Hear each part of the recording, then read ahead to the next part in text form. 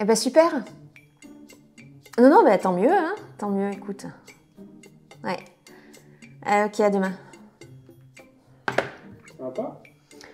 C'était ma mère. Elle garde mon fils en ce moment. Mais ça se passe pas bien? Je t'ai raconté que la dernière lubie de mon fils, c'était de verser de la compote dans les chaussures? Non. Ben, la dernière lubie de mon fils, c'est de verser de la compote dans les chaussures. Ok. Eh ben, figure-toi qu'il n'y a qu'à la maison qui fait ça. Chez mamie, il le fait pas. Il n'y a pas comme une incohérence, là? Bah, c'est plutôt bien. Écoute, je crois que j'ai besoin d'en parler à quelqu'un qui me comprendra.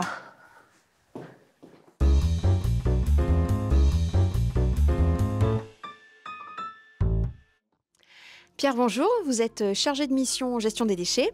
Alors j'ai cru comprendre que vous aussi, vous constatiez des comportements qui diffèrent selon qu'on soit à la maison ou hors de la maison.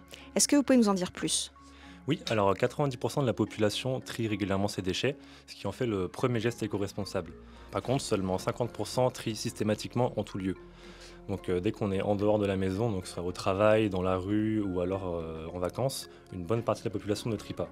Alors que 300 000 tonnes de déchets d'emballage sont produits tous les ans en dehors du foyer. Donc il est vraiment primordial que le geste de tri devienne un réflexe systématique en tout lieu. D'autant plus que s'il n'y a pas de comptoir de tri à proximité, il suffit simplement de repartir avec ses déchets chez soi. Ok, et quelles sont les conséquences de ce type d'incohérence comportementale? Alors quand les déchets de tri sont jetés en ordures ménagères, ça a un fort impact financier sur la collecte et le traitement de ces déchets, et donc pour les habitants qui utilisent le service. Par exemple, une bouteille en verre qui est jetée avec l'ordure ménagère, elle va revenir 13 fois plus cher que si elle avait été triée. Ensuite, on a aussi les déchets qu'ils ont déposés dans la nature, donc c'est ce qu'on appelle les dépôts sauvages. Ces déchets-là, ils sont ramassés par les services des communes, moyennant évidemment du temps et du coup beaucoup d'argent, et au final, c'est encore l'habitant qui paye.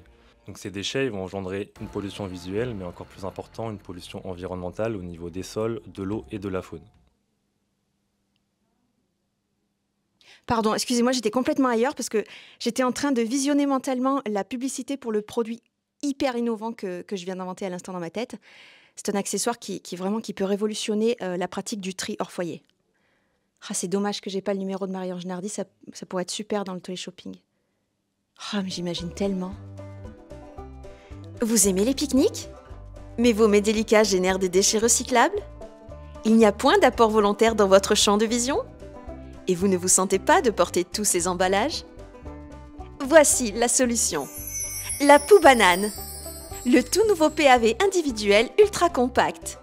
Un compartiment spécial emballage, un compartiment spécial verre et un dernier pour les ordures ménagères. Génial! Vous avez les mains libres et n'aurez pas l'impression de porter quoi que ce soit jusqu'à ce que vous tombiez par hasard sur un PAV collectif et pas compact du tout. La Pou Banane vous accompagnera dans toutes vos sorties.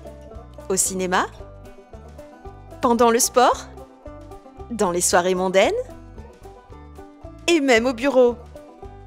Alors vous aussi, devenez une encore meilleure version de vous-même en pratiquant le tri hors foyer. Alors oui, ça peut être une solution, mais on pourrait faire encore plus simple en réduisant les déchets à la source. Par exemple, on pourrait utiliser une gourde au sport au lieu de prendre des bouteilles plastiques, ou alors on pourrait simplement ramener le déchet chez soi. D'autant plus que le territoire est très fourni en points d'apport volontaire, donc vous allez forcément en croiser un sur votre route. Alors je viens d'avoir une deuxième idée extraordinaire, décidément. Et si on mettait plein de petits panneaux sur tout le territoire de l'agglo qui indiquent où se trouve le PAV le plus proche? Ça ferait beaucoup de panneaux. D'autant plus qu'on a mis en ligne une super carte interactive qui référencie tous les conteneurs d'apport volontaire du territoire. Donc elle est disponible sur le site de l'agglo. Vous avez accès aux conteneurs d'apport volontaire de verre, de tri, d'ordures ménagères, ceux qui sont accessibles aux personnes à mobilité réduite, mais également les points de compostage collectif et même les déchetteries. Eh bien merci Pierre pour ces précieuses informations. Oui, j'ai pris un petit peu d'avance parce que j'avais peur d'être en retard à mon cours d'escalade.